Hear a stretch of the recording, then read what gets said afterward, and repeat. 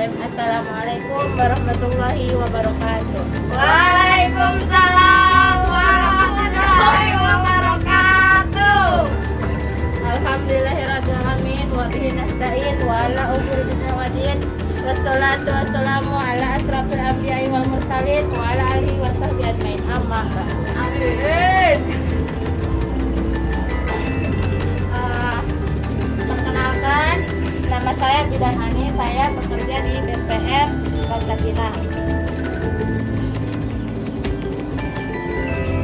Baiklah, berdirinya saya di sini, saya akan melakukan penyuluhan tentang persalinan amat nikah zaman, ibu selamat, bayi sehat.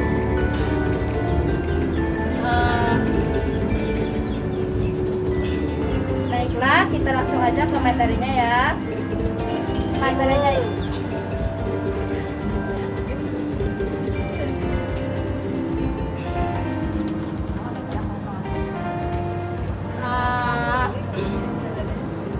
Baiklah, saya akan menjelaskan tanda-tanda awal persalinan. Ada yang udah tahu belum, Bu? Belum. Ibu-ibu hamil pertama. Ibu-ibu belum pernah mengalami persalinan? Belum. Baiklah, saya akan menyebutkan di sini ada tanda-tanda awal persalinan itu sering ingin kencing atau sulit kencing. Nah, jadi kalau misalkan ibu-ibu hamil terus udah masa persalinan, tanda-tanda awal persalinan itu bisa sering kencing, sering ingin kencing karena itu ada tekanan dari uterus ibu karena bayinya akan menurun. Terus keluar air ketuban. Yang ketiga, mules makin sering dan makin lama. Jadi kalau misalkan awal-awal persalinan itu ibu akan mengalami mules makin sering dan juga makin lama ya, Bu. Iya. Iya, Ibu. Lanjut. Di sini ada tanda-tanda persalinan. Sudah sebutan tadi, tanda-tanda persalinan itu ada mules semakin sering dan kuat. Kontraksi yang teratur. Jadi kontraksinya itu teratur ya, jadi tidak begitu lama dan tidak terlalu jauh jaraknya. Kalau misalkan mulesnya itu tidak berjarak jauh, misalkan 1 jam 2 kali atau 3 kali kayak gitu. Terus pecahnya air ketuban, punggung terasa sakit dan kram, keluar lendir berdarah serta persalinan dimulai. Saat persalinan dimulai, ini ada tanda-tanda bahaya persalinan, yaitu bayi tidak lahir dalam 12 jam sejak terasa mules. Jadi kalau misalkan bayinya tidak lahir dalam 12 jam sejak kita pertama mules, itu adalah tandanya bahaya persalinan. Jadi kita harus merujuk atau kita segera dibawa ke puskesmas. Yang kedua yaitu keluar darah dari jalan lahir sebelum melahirkan. Yang ketiga, tali pusat atau tangan kaki bayi terlihat pada jalan lahir. Yang keempat, tidak kuat mengejar, mengalami kejang-kejang. Jadi kalau misalkan ibu mau melahirkan sudah tidak kuat mengejar atau lemas, pusat kayak gitu, berarti itu termasuk tanda bahaya persalinan. Mengerti, Bu? Mengerti. Nah, di sini yang keenam, air ketuban keluar dari jalan lahir sebelum terasa mules. Jadi sebelum mules air ketubannya itu udah keluar, berarti itu tanda bahaya persalinan. Yang ketujuh, air ketuban keruh dan berbau. Kan biasanya air ketuban itu tidak keruh ya, jernih dan tidak juga bau. Kalau misalkan air ketubannya keruh dan bau, berarti itu tanda bahaya persalinan. Yang ke-8, setelah bayi lahir, hari-hari tidak keluar.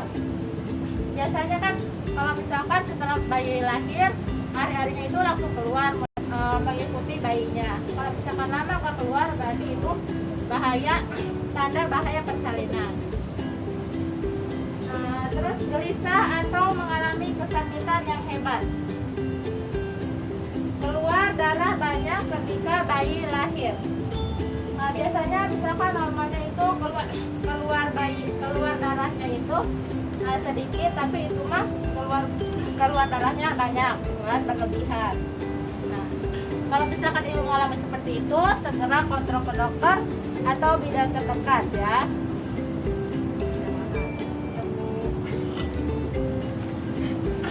Di sini ada proses persalinan.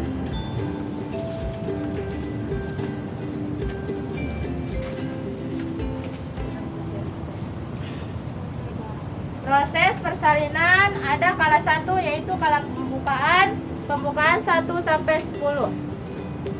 Nah, partus dimulai ditandai dengan keluarnya lendir bercampur darah atau bloody sow. Karena serviks mulai membuka, dilatasi dan mendatar, apexement, darah berasal dari pecahnya kapiler sekitar kanalis cervicalis karena pergeseran ketika serviks mendatar dan terbuka. Kala dibagi dua, kala pembukaan dibagi atas 2 fase, yaitu kala laten dan kala aktif.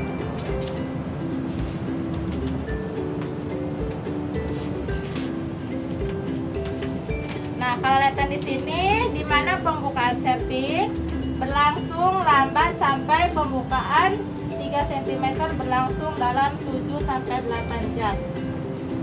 Nah, sedangkan fase aktif itu berlangsung selama 6 jam dibagi atas 3 subfase, yaitu fase akselerasi berlangsung 2 jam, pembukaan menjadi 4 cm. Nah, yang kedua yaitu fase dilatasi, maksimal selama 2 jam dan pembukaan berlangsung cepat menjadi 9 cm. Yang terakhir, yang ketiga yaitu fase deselerasi. Fase deselerasi itu berlangsung lambat dalam waktu 2 jam, pembukaan menjadi 10 cm.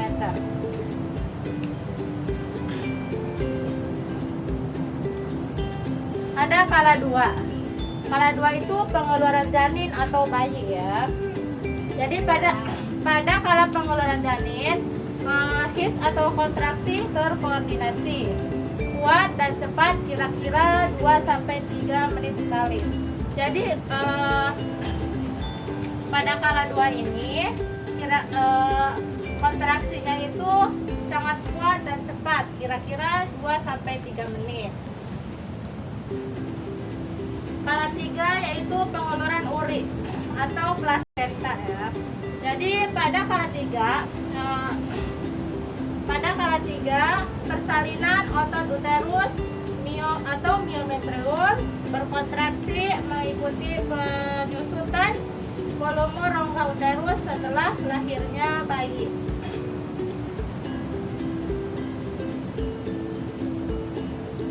Di sini ada kala 4.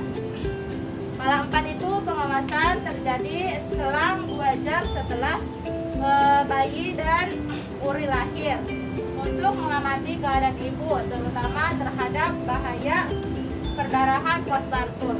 Jadi kalau misalkan udah bayinya keluar, terus plasentanya keluar, maka nanti akan ada tahap pengawasan atau kala 4. IMD, ada yang tahu nggak IMD itu apa? Nggak, Bu. Nah, saya akan jelasin ya. IMD itu inisiasi menyusui dini. Nah, maksudnya itu inisiasi menyusui dini adalah proses pemberian ASI kepada bayi dalam 1 jam pertama setelah lahiran. Nanti kan setelah lahiran tuh kan biasanya kalau di kampung-kampung itu kalau misalkan ASI pertama itu dibuang ya, katanya basi. Katanya itu tuh ASI basi. Tapi ternyata itu bukan, justru itu bagus untuk si bayinya dan juga ibunya. Proses ini dipercaya memiliki banyak manfaat, tidak hanya bagi bayi tetapi juga bagi ibunya. Caranya itu, segera letakkan bayi di dada ibu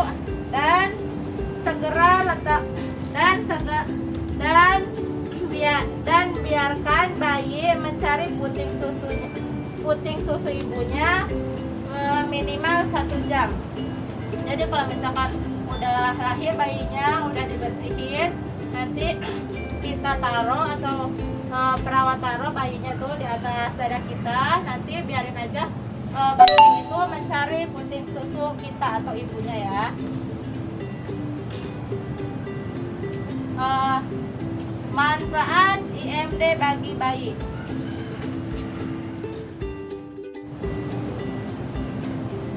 Kolostrum adalah komponen yang hanya diproduksi saat ASI pertama kali keluar setelah proses persalinan. Nah, jadi yang pertama keluar ASI itu dari ibu itu disebutnya kolostrum.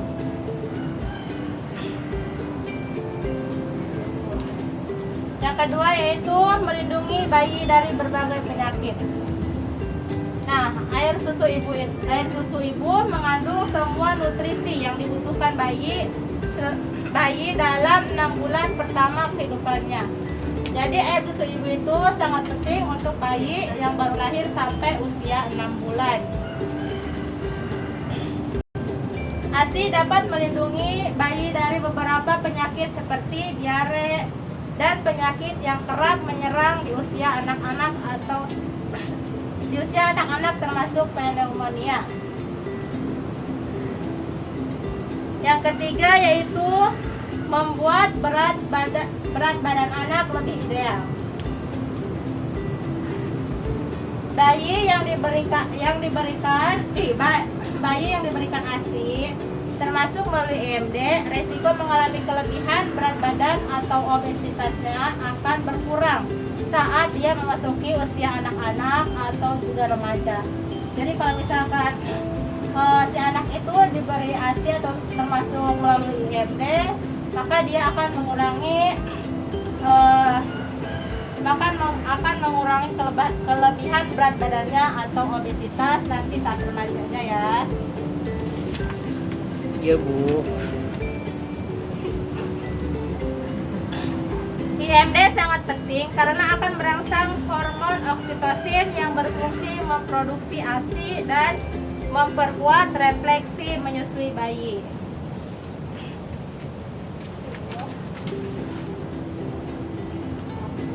Ini ada KB pasca persalinan atau KB setelah melakukan persalinan.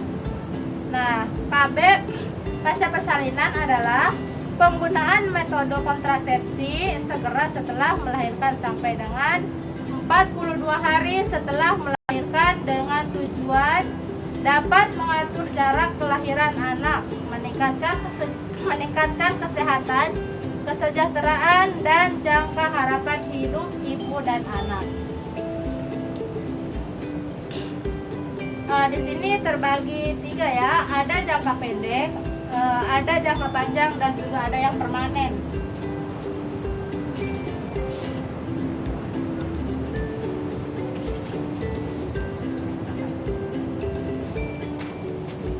Ini yang pertama yaitu jangka pendek. Ada metode amenorrhea laktasi, ada suntik progestin, ada pil mini atau mini pil, dan kondom. Saya akan menjelaskan satu persatu ya. Iya Bu.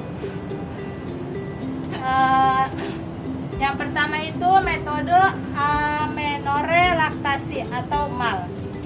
MAL adalah kontrasepsi yang mengandalkan pemberian ASI secara eksklusif kepada bayi. Nah, metode ini sangat ekonomis, jadi tidak perlu biaya dan aman untuk digunakan. namun efektif sampai 6 bulan pertama setelah melahirkan. Jadi efektifnya itu jangkanya itu cuma 6 bulan setelah melahirkan. Yang kedua ada suntikan progestin. Ada yang tahu nggak suntikan progestin itu apa? Nah, suntikan progestin itu suntikan dengan yang bahan menyerupai hormon progesteron. Ini tidak mengganggu produksi ASI. Terdapat dua macam suntikan progestin, yaitu depomedroxyprogesteron asetat yang diberikan setiap 3 bulan di daerah bokong dan ada deponoretisteron ananatat yang diberikan setiap 2 bulan. Nah, jadi suntikan progestin ini boleh dilakukan pasca persalinan karena tidak mengganggu produksi ASI.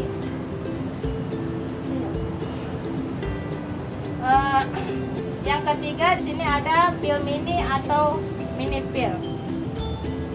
Mungkin ibu pernah dengar atau pernah itu menggunakan tablet pil mini.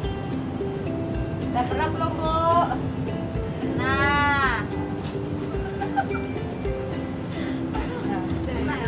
saya akan menjelaskan ya. Kontrasepsi pil mini ini harus dikonsumsi setiap hari dan pada waktu yang sama. Dan apabila lupa satu pil, maka kegagalan dari metode kontrasepsi ini menjadi lebih besar. Kesuburan segera kembali jika pemakaian kontrasepsi ini dihentikan. Jadi kalau pil mini itu, kalau misalkan kita mengkonsumsi pil mini, kalau misalkan telah 1 hari aja itu udah bisa hamil lagi. Kalau misalkan kita lupa minumnya, karena kesuburan itu akan segera kembali. Nah, di sini ada yang kedua yaitu kontrasepsi dengan jangka panjang. Ada 2 macam yaitu implan atau tusuk hormonal, IUD alat kontrasepsi dalam rahim. Nah, mungkin ibu-ibu udah tahu ya kalau implan itu dipasangnya di lengan. Metode kontrasepsi implan merupakan kapsul batang kecil yang mengandung hormon progestin. Dipasangnya di bawah kulit dan efektif selama 3-5 tahun, tergantung dengan jenis implan yang dipasang. Nah, jadi kalau misalkan implan itu jangka panjang ya, termasuk tergantung kita yang maunya, misalkan mau yang 3 tahun atau juga ada yang 5 tahun. Kontrasepsi implan itu dipasangnya biasanya di lengan di bagian sini. Iya, Bu. Sini ada yang kedua yaitu IUD alat kontrasepsi dalam rahim. Jadi IUD itu nanti dipasangnya di bagian rahim. Nah, alat kontrasepsi dalam rahim atau lebih dikenal sebagai IUD merupakan pilihan kontrasepsi pasca persalinan yang aman, efektif, penggunaannya bisa digunakan dalam jangka panjang dan dipasang dalam rahim untuk menjepit kedua saluran yang menghasilkan indung telur sehingga tidak terjadi pembuahan. Nah, jadi IUD itu dipasangnya di dalam rahim dan akan menjepit kedua saluran yang menghasilkan induk telur, jadi sehingga tidak terjadi pembuahan.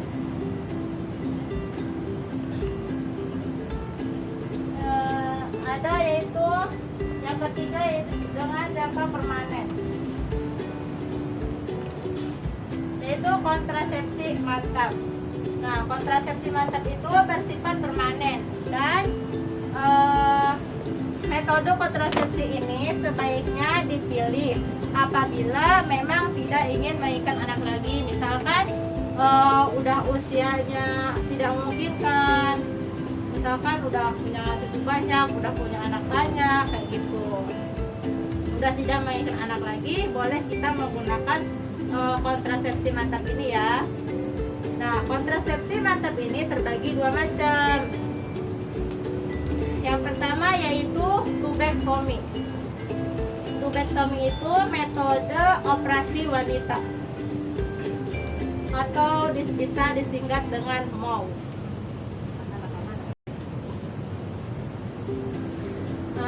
Tubektomi ini adalah metode kontrasepsi mantap bagi wanita yang tidak ingin hamil lagi dengan cara mengikat dan memotong atau memasang cincin pada tuba fallopi sehingga sperma tidak dapat bertemu dengan ovum secara permanen. Jadi kontrasepsi tubektomi ini hanya untuk wanita ya. Jadi dipasangnya itu di cincin bagian tuba fallopi.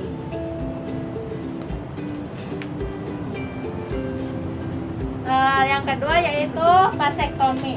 Nah, vasektomi itu metode operasi untuk pria ya, atau bisa disebut juga dengan sebutan MOM.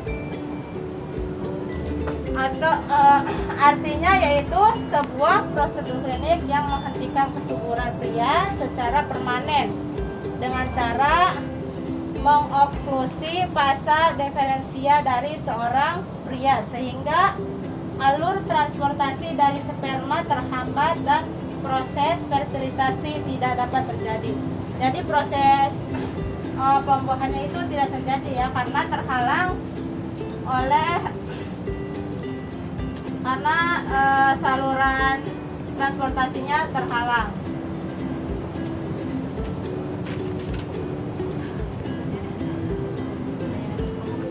Nah, pelayanan nifas. Di sini nih ada pelayanan nifas diberikan sebanyak 3 kali. Pelayanan yang pertama, yang ke-1 itu diberikan 6 jam sampai 3 hari setelah melahirkan. Yang kedua itu ada 4 sampai 28 hari.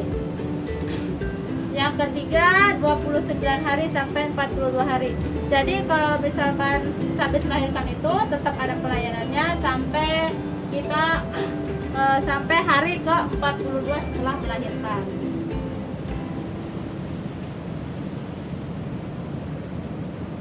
Nah, di sini ada menjaga ibu bersalin dan nifas serta bayi sehat.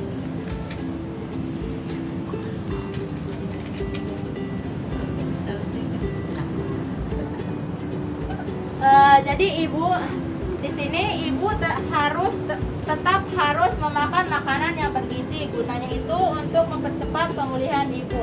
Jadi kalau misalkan di kampung itu kan suka banyak pantangan ya, ini kan boleh dimakan, terus segala nggak boleh dimakan kayak gitu kan, banyak pantangannya. Nah, itu tuh sebenarnya tidak boleh. Harusnya ibu setelah melahirkan itu kan udah kehabisan energi, terus keluar darah banyak, jadi butuh asupan makanan-makanan yang bergizi ya. Di sini ada hal-hal yang harus dihindari ibu bersalin dan juga ibu nifas. Jangan ditolong oleh yang bukan tenaga kesehatan. Nah, maksudnya di sini itu kalau misalkan ibu mau bersalin, seharusnya kalau bisa itu tidak boleh ditolong sama orang yang bukan tenaga kesehatan. Takutnya kan misalkan ada komplikasi apa, kalau bukan tenaga kesehatan itu tidak akan tahu. Iya, Bu. Yang kedua yaitu jangan pakai sabuk merah atau ikat pinggang terlalu kencang. Kan kalau di kampung tuh suka pakai sabuk merah tuh, itu sampai kencang kan. Nah, itu kan akan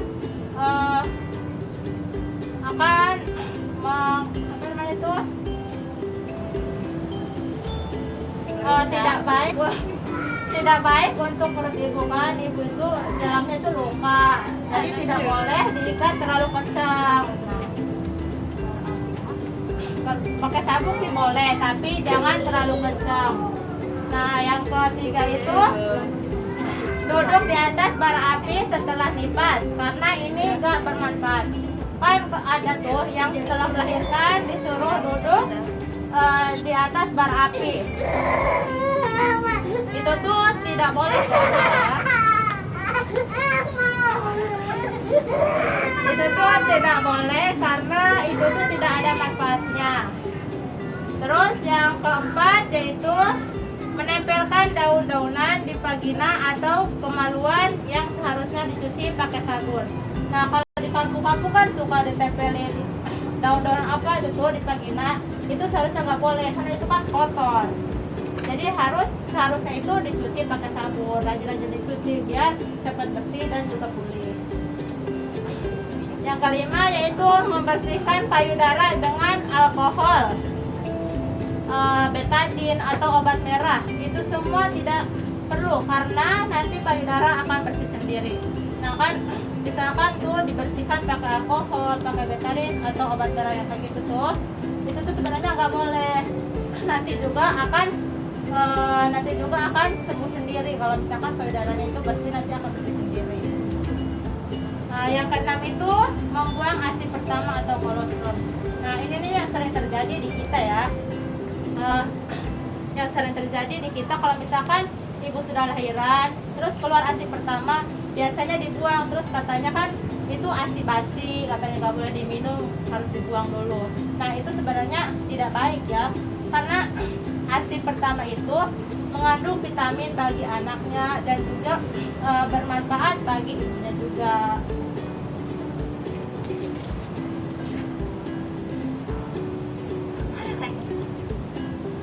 Di sini ada mitos-mitos ibu nifas. Yang pertama, makan makanan yang berbuah karena akan menyebabkan vagina basah terus. Di sini kan biasanya tuh dilarang makan sayur bayam yang kayak gitu tuh, karena katanya itu dapat menyebabkan vagina basah terus. Sebenarnya itu hanyalah mitos dan kita itu sebenarnya yang habis lahiran butuh asupan sayur-sayuran karena untuk bisa menyuburkan ASI juga. Yang kedua yaitu memakan ikan karena akan membuat darah yang keluar bau amis. Sebenarnya itu tuh tidak ada ya dari sananya, maksudnya ini tuh mitos ya. Jadi seharusnya ibu setelah melahirkan itu makan ikan karena ikan itu mengandung protein dan bisa mempercepat penyembuhan rahim. Kalau di kita itu kan kalau misalkan habis lahiran nggak boleh makan ikan, itu salah, karena bagaimanapun darah kita aja yang nggak lahiran, kalau misalkan terkena pisau atau apa keluar darahnya tetap aja bau amis, ya kan? Ya.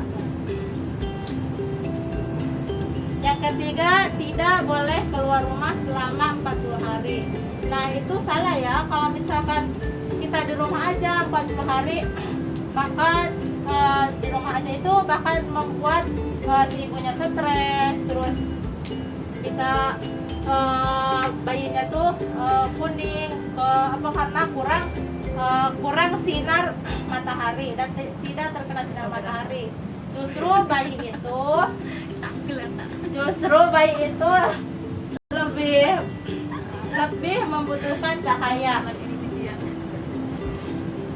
Nah, sampai di sini ibu-ibu ada yang ditanyakan? Tidak, Bu. Iya, Bu.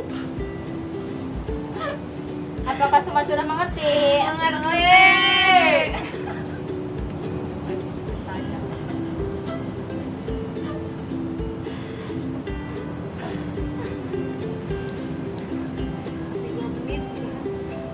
Kalau mengerti, saya akan bertanya kepada ibu. Boleh, Bu?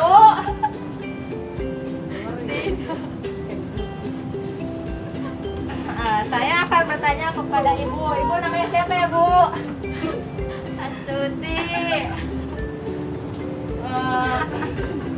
Ibu hamilnya usia berapa bulan, Bu? Empat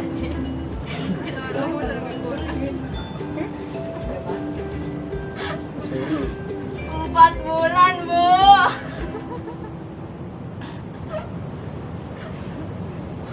Nah, saya akan bertanya. Coba Ibu sebutkan tanda-tanda bahaya persalinan itu apa aja ya, Bu? Saya tidak lahir dalam 12 jam sejak terasa bulan. Nah, terus apa lagi? Keluar darah dari jalan lahir sebelum melahirkan. Terus tali pusat atau tangan atau kaki bayi terlihat pada jalan lahir. Bagus, berarti Ibu sudah paham ya, Bu? Iya, Bu. Ibu pengen nanya, Bu. Nanya apa? Silahkan. Ibu kan kalau orang hamil itu kan kalau di kampung nggak boleh makan nanas. Mitos atau fakta, Bu? Nah, itu sebenarnya mitos ya. Kita boleh aja makan nanas tuh, tapi sedikit. Hanya kita kan mau misalkan makan nanas tuh kan ada yang hamil nggak boleh makan durian ya kan? Iya. Nah itu tuh boleh sebenarnya, tapi jangan berlebihan. Kita aja kalau misalkan makan durian atau nanas berlebihan kan bisa sakit. Apalagi ibu yang ada bayinya dalam perut itu. Jadi boleh, tapi jangan terlalu banyak. Oke, Bu. Ibu. Ada yang ditanyakan lagi, Bu? Baiklah, saya akan menyimpulkan dari penyuluhan tadi ya, Bu. Iya, Bu.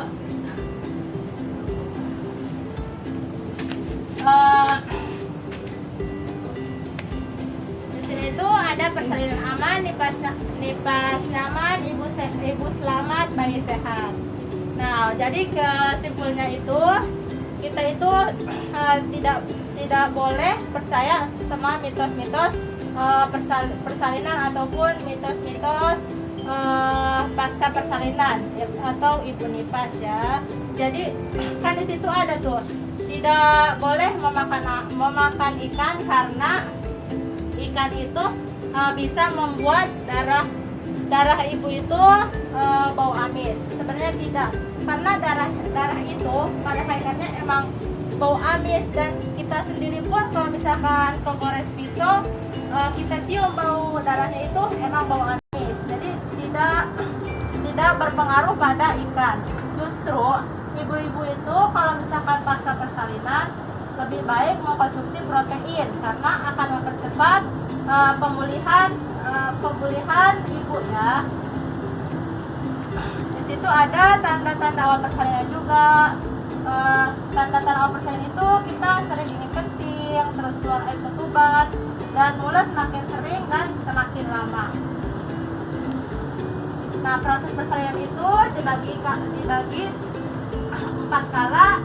Yang pertama, skala 1 itu skala pembukaan 1 sampai 10. Skala 2 kepala sudah lahir.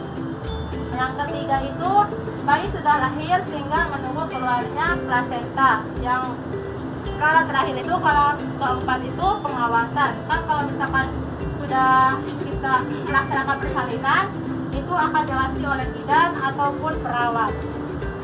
Akan dipantau seperti tekanan darahnya, suhunya. Baiklah, terima kasih. Mungkin itu saja yang bisa saya sampaikan. Kurang dan lebihnya saya mohon maaf. Wabillahi taufiq wal hidayah. Wassalamualaikum warahmatullahi wabarakatuh. Waalaikumsalam warahmatullahi wabarakatuh.